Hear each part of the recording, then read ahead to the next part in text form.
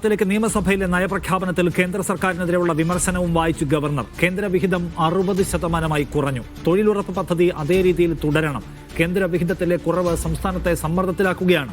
ന്യായീകരണമില്ലാത്ത വെട്ടിക്കുറയ്ക്കലാണ് കേന്ദ്ര സർക്കാർ നടത്തിയതെന്നും ഗവർണർ രാജേന്ദ്ര അർലേക്കർ നയപ്രഖ്യാപനത്തിൽ കുറ്റപ്പെടുത്തി. Mahatma Gandhi National Rural Employment Program. The recent amendment to the said scheme, transforming it as VB Gram G, is a setback for Kerala as the assistance of the union has come down from 100 to 60%. There are also issues regarding the demand-based nature of the earlier program. My government has flagged these concerns before the union government. My government is of the view that MGREGS system should continue.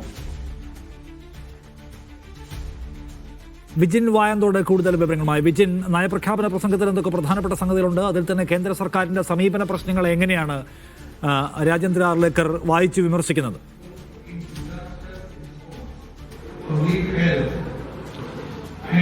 Nishad, സംസ്ഥാന സർക്കാരിന്റെ രണ്ടാം പിണറായി സർക്കാരിന്റെ അവസാനത്തെ ബജറ്റിന് മുമ്പായിട്ടുള്ള നയപ്രഖ്യാപന പ്രസംഗം ഇപ്പോഴും തുറന്നുകൊണ്ടിരിക്കുകയാണ്. നേരത്തെ ഗവർണർ രാജേന്ദ്ര അർലേക്കർ ഒരുപക്ഷെ കേന്ദ്ര സർക്കാരിനെതിരായ വിമർശനങ്ങൾ അത് വായിക്കില്ല, അത് വായിക്കുന്നില്ല എന്ന് തീരുമാനമെടുക്കുമെന്നൊക്കെ പ്രതീക്ഷിച്ചിരുന്നെങ്കിലും പക്ഷേ സർക്കാർ നൽകിയ നയപ്രഖ്യാപന പ്രസംഗം അതുപോലെ തന്നെ ഇപ്പോൾ ഗവർണർ വായിച്ചുകൊണ്ടിരിക്കുകയാണ്. കേന്ദ്ര സർക്കാരിനെതിരായ വിമർശനങ്ങൾ ഉൾപ്പെടെ ഗവർണർ അതിൽ വായിച്ചു എന്നുള്ളതാണ് എടുത്തു കാണേണ്ടത്. അതിൽ പ്രധാനപ്പെട്ടത് ഈ ഫെഡറലിസം തകർക്കുന്ന നിലയിലുള്ള സാമ്പത്തിക ഉപരോധം കേന്ദ്ര സർക്കാർ നടപ്പിലാക്കുന്നു. വായ്പയെടുക്കാനുള്ള അനുമതി വെട്ടിക്കുറക്കുന്നു. ഏകദേശം 17,000 കോടി രൂപയോളമാണ് വെട്ടിക്കുറച്ചത്.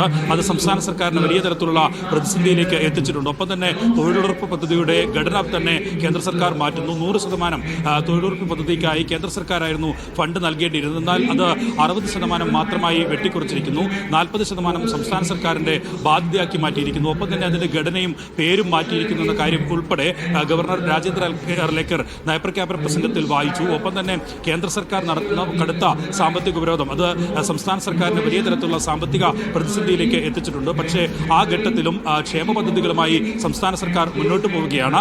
ഒപ്പം തന്നെ സംസ്ഥാന സർക്കാരിന്റെ തനത് വരുമാനം അത് വർദ്ധിപ്പിക്കാൻ കഴിഞ്ഞിട്ടുണ്ട്. കടം കുറയ്ക്കാൻ കഴിഞ്ഞു.